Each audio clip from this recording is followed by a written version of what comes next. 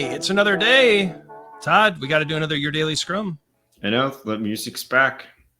It's good to hear it. We took a nice week off in Iceland, but now we're back in full swing, getting together like we do normally to help you get a little bit better at Scrum each and every day. We're both professional Scrum trainers with Scrum.org. We wrote a book, Fixing Your Scrum. Check all that out in the description. Like and subscribe so you never miss an episode. There's even a new thanks button at the bottom, Todd. Isn't that kind of cool? Yeah, it's a thanks button. So if you're getting some value out of the shows and you want to send a quick thank you, there's options on how you can do that. So check out, click that thanks button, and show a little love. Yeah, we appreciate it. Todd, we got a very technical question. I love the fact that this came in through the comments section. So keep them coming. We love these. This is a very good question, right? Should a Scrum team track item aging on PBIs or tasks? And it might be helpful before we go too deep if we could refresh on item aging. Mm-hmm. Right? Does that make sense? Yeah. Do you want me to start that? Yeah, would you? Yeah. All right. So a workflow has a point at which work starts and work finishes. That doesn't necessarily mean if something's in your sprint backlog that something has started, right? And so when we're talking with our teams about the definition of workflow, one of the things we have to do is talk about a point at which item work starts and work finishes. Yep. When we hit that portion of our workflow where we consider work to start, we basically start a clock, right? And that clock begins tracking the age of an item.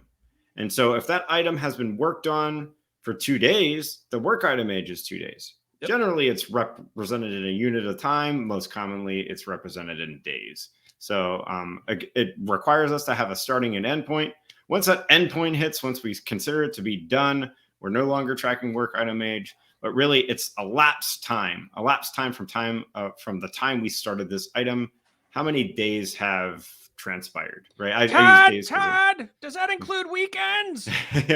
Yes, just include everything. Your customer doesn't care. Yep, you're right. It's all in. It is. So, yeah. Todd, I think that's a great description of it, and I appreciate you doing that. Elapsed time from your entry point to your exit point. Mm-hmm. What a great way to think about it.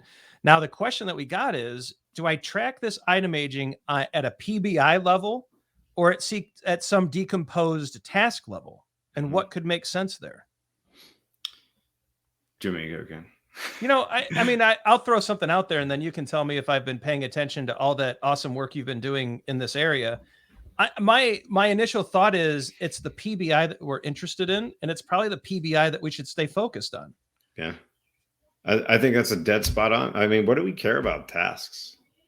Like I just don't see the value in that because of the word value, right? A PBI represents a unit of value that we're supposedly is a hypothetical unit of value that we're going to deliver to the customer. That's what we care about the aging on, right?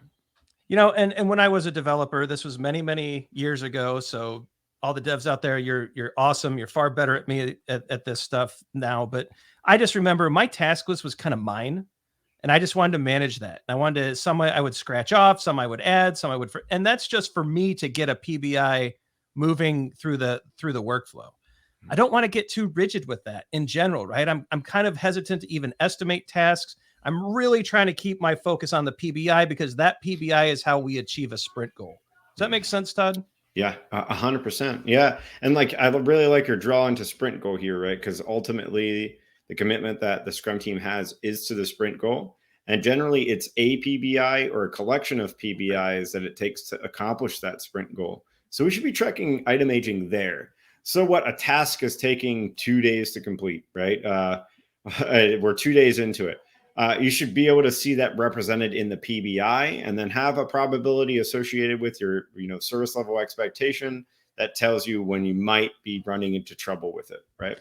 And the whole goal here is not to track just it's not just to have another cool metric on your dashboard. I think of Will Seeley and the discussions we had with him last week on nudge, right? And I think item aging should nudge us into this mode of, well, why are we stuck? Why isn't this moving? Why it should be like this indicator that something's off. And so that's how we're using it, right? So I don't want item aging to turn into a task management system. It should be that nudge or that alert that tells us, hey, there's an issue here. This thing is 4 days old. Our normal is 2. Why are we stuck? How do we get unstuck? And let's execute on that quickly. I dig it. Yeah.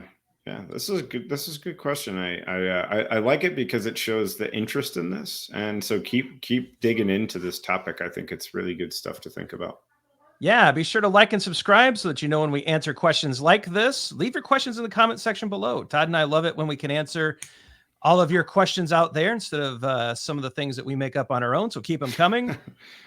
Share the channel, right? And you know what, Todd? I notice half the people are still unsubscribed. Hit that subscribe button. Join us on this journey. Hit the thanks button. Let us know you're out there and that you're getting some value. Some videos are going to pop up. Scrum Framework 101, EBM 101, Todd Miller and Will Seeley, a fellow PST out of the Netherlands, got together, put together an EBM course that we think you're going to love. Some merch is going to pop up. The gray Heather hoodie with the Agile for Humans logo is pretty sweet. Todd and I have them on the way. You should too. For Todd, I'm Ryan. Go crush this week. Keep the great questions coming, and we'll see you next time.